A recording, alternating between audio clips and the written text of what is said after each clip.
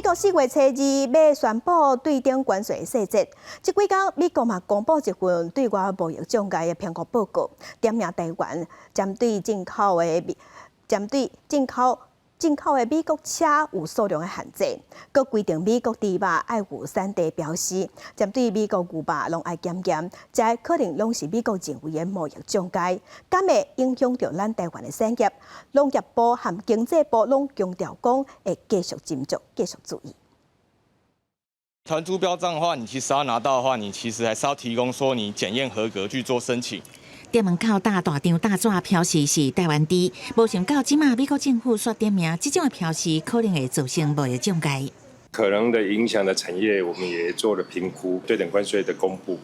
那我们会有一个比较好的一个措施。农业部讲持续关心这个影响，因为美国川普政府预定当地时间4月初2实施对顶关税，不过就伫3月31日，美国贸易代表处发出一份对外贸易障碍评估报告，表示台湾对进口美规车有些数量限制，也有进口台湾的美国猪爱落实产地标签，也甲标示莱克多巴胺的残留用运量，影响美国猪伫台湾的形象甲销售。另外，对于美国进口的牛肉，台湾保留真侪项障碍措施，恐惊也有贸易障碍。要吃得明白，产地标示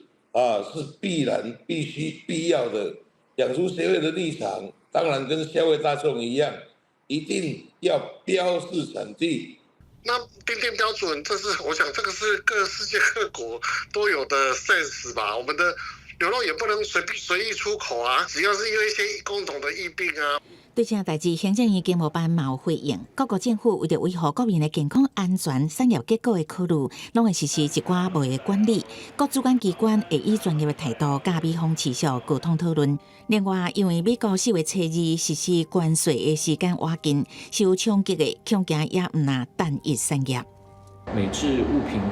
贸易进入台湾的一个关税呢，都将全面的大幅度做一个修正跟调整。也就是说，透过对等关税的部分呢，强迫我们坐上谈判桌。经济部讲，美国扣对顶关税，拢有无意推测相对应的情景，报告予行政院经贸小组。不过，目前予人点名的产业背后牵涉到真大议题。伫美方公布正式措施进前，各界爱谨慎因应。